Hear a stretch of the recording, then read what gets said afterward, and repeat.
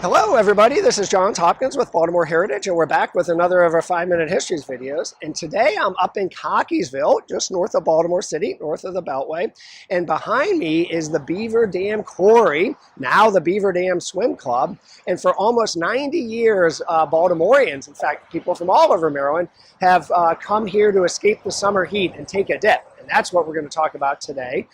Today is the first in a 3-part summer series that we're doing, featuring places where Baltimoreans have gone for generations to escape the summer heat. So stay tuned for 2 more. I have to start with a quick thanks to PNC for making this series possible. So thank you all you folks at PNC.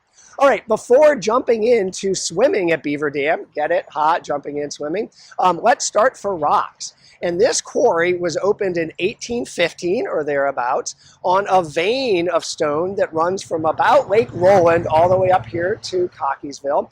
The vein includes limestone and marble and dolomite. For Beaver Dam, the dolomite was what was specifically important. Dolomite is a very hard rock, harder than, say, marble from Carrara, Italy, that's used for sculpting statues all over the world.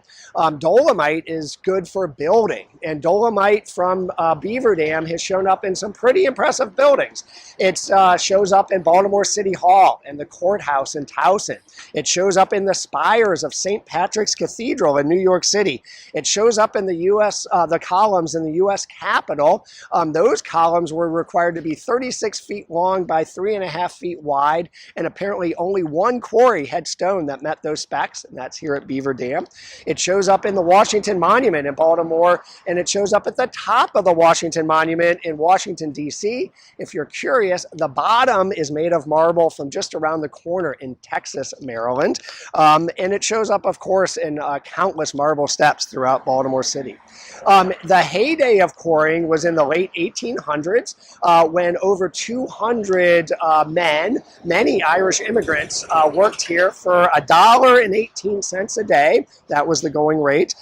There was a spur of the Northern Central Railroad that carried train loads of marble into Baltimore City each day. And by 1900, there was something like 27,000 tons of marble being quarried out of here each year. This quarry was not alone. There was a quarry at Milford Mill, for example, not too far away, and another quarry at Oregon Ridge, although the Oregon Ridge quarry was mining iron ore, not stone. In fact, if you've ever been to Oregon Grill, the restaurant, that's in the old company store for that, centered around that quarry. The only quarry left actively pulling out stone is the LaFarge Quarry, just around the corner on 83, just north of Padonia Road. The quarrying, its heyday was the late 1800s, but by the 1920s, concrete, block, and cement were taking over as building materials, and quarrying was on the way out. The last building made of Beaver Dam stone was the Arts and Sciences building at the University of Maryland College Park in 1934.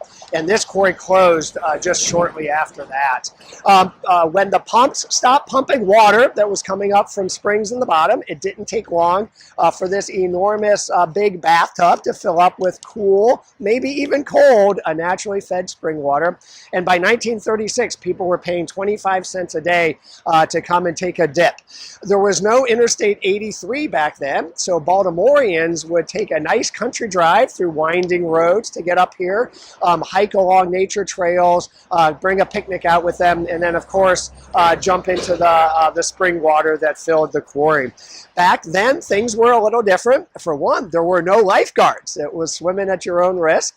For number two, you could swim anywhere in the quarry. And number three, there was a zip line that went over the quarry. You could splash down anywhere you liked. The average depth here is something like 50 feet, and I believe in places goes down to over 100 feet. So splashing down, you could do that wherever you liked.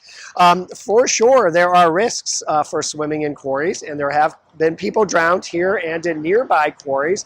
In fact, the quarry at Oregon Ridge, which was a swimming place, closed a few years ago out of concerns for public safety.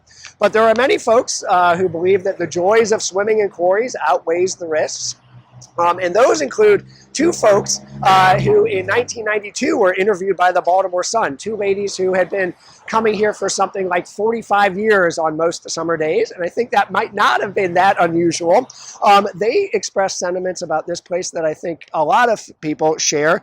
They talked about the beauty of swimming among rocks and trees. They talked about the fact that it is naturally fed spring water, no chlorine, no salt, and they talked about the laid-back atmosphere here where people come not for an hour but bring their families and spend the entire day.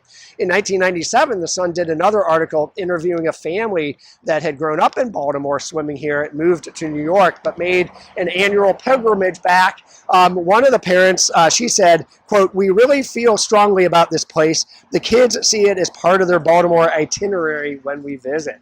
And I think, again, a lot of people are in that same boat. Today, some things have changed. There are lifeguards, for one. For two, you can't swim everywhere in the quarry, only where the lifeguards can see you. I think that makes sense. And for three, there is a concrete pool next to the quarry for those who want to do that.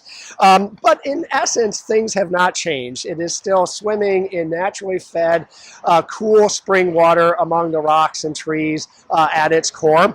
And later today, when the cars start piling through those open gates behind me, there are going to be families who are escaping the summer heat and doing what generations of Baltimoreans have done, which is take a cool dip in the Beaver Dam Quarry. Thanks so much, and we'll see you next time.